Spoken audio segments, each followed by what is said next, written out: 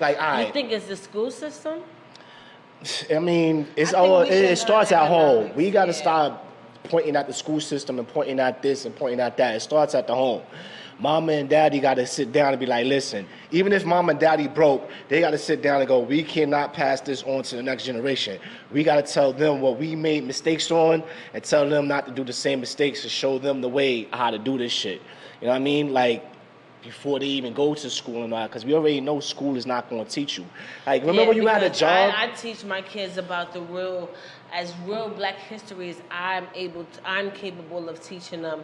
And I'm not saying that I know everything and I read everything, but like, for example, if my kids come home, I got a Christopher Columbus project, trust and believe he's going back and seeing me a little racist after sitting down with me and we discussing that whole Christopher Columbus fiasco. Ah, man. But what is racism? Like, what is that? That's just your love for your race, right?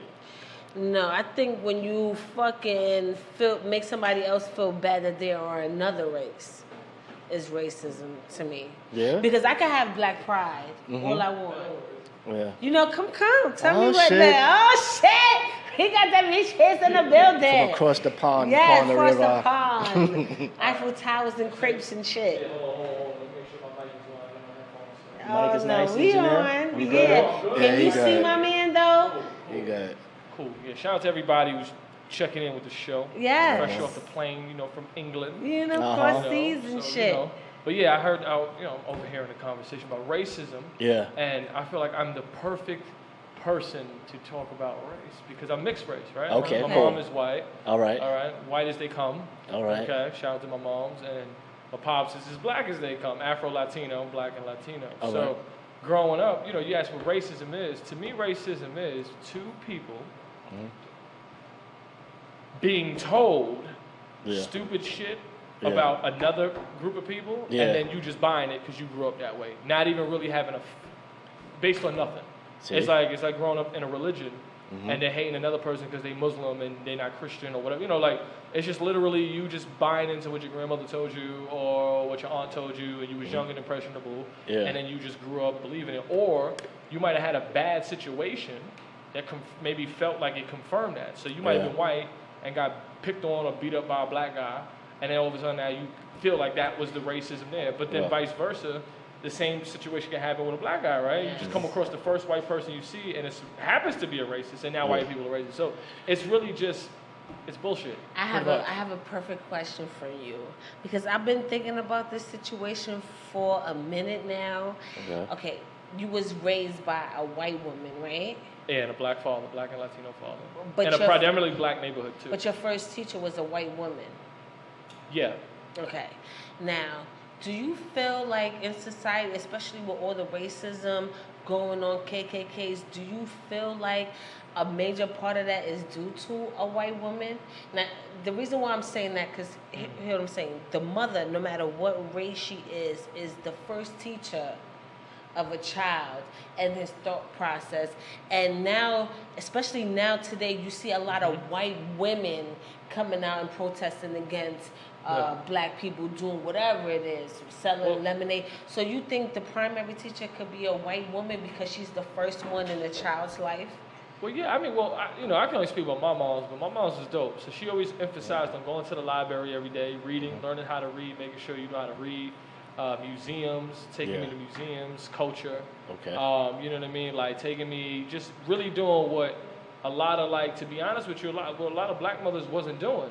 Because either, and there's two things with this. One, it was a lot of stress in the household. But my house, I was poor too. So I grew up in the projects. I always wanted to be in the projects. Because the projects had free electricity. It was good. So I never understood, like, what was a problem. You know what I'm saying? Like, It's the racial tension. Yeah, it was racial tension amongst each other because it was nothing but black and Latinos living there. So I'm like, what are y'all doing? Like, I just never understood how, like, I could see what the problems was, but I experienced racism basically on both sides. My mother would get all the black kids together and say, yo, let's go play baseball in the hood. Let's go do, she would organize stuff. Okay.